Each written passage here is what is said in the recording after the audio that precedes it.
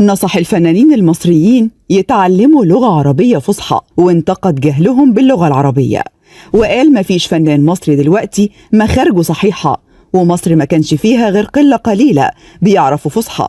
سلوم حداد في مرمى الانتقادات بسبب تصريحاته، وفي الفيديو ده هتعرفوا قال ايه بالظبط. تابعونا لنهاية الفيديو. اتصدر الفنان السوري المعروف سلوم حداد الترند على السوشيال ميديا بعد سخريته من الفنانين المصريين في أحد اللقاءات التلفزيونية. يجيدون اللغة الفصحى عندما يلفظون الجيم جيم، منهم عبد الله غيث الله يرحمه، ومنهم نور الشريف الله يرحمه.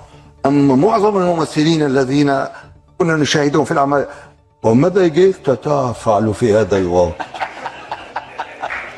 وقال سلوم إن قلة قليلة من الفنانين المصريين هم اللي بينطقوا حرف الجيم صح، زي نور الشريف وعبد الله غيث.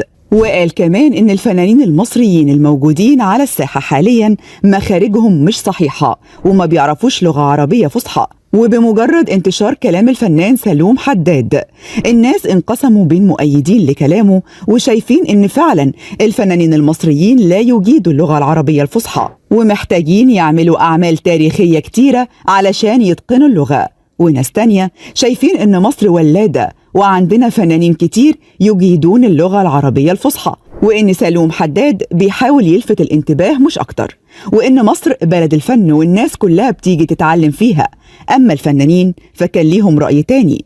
الفنان أشرف زكي رئيس نقابة المهن التمثيلية فرد على سلوم ببيت شعر قال فيه: يا أيها الرجل المعلم غيره، هلا لنفسك كان ذا التعليم؟ أما الفنانة هالة صدقي فدعمت سلوم حداد وقالت الراجل ما كانش يقصد، احنا ليه بنكبر المواضيع كده؟ وعادي جدا يبقى عندنا ناس مش بتعرف لغة عربية فصحى، هي مش وصمة عار علينا، اللغة بتحتاج ممارسة. أما الفنانين اللي هاجموا سلوم فكان من بينهم الفنان أحمد ماهر، واللي قال إن مصر بلد الفن والحضارة ومليانة ناس تجيد اللغة العربية الفصحى.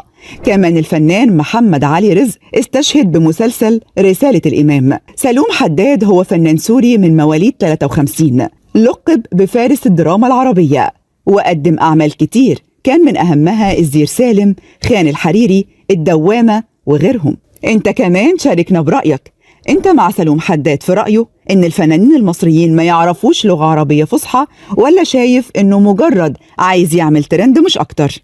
أسرار كل يوم، لكل يوم لون، ولكل لون حكاية.